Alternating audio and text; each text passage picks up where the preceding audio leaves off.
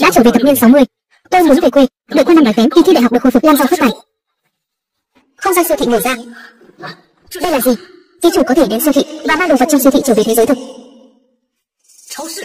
Tôi không chỉ trở về thập niên 60 mà còn mang về một siêu thị khổng lồ. Tuyệt vời, vậy thì không sợ về quê không có gì ăn rồi. Tôi muốn ra ngoài.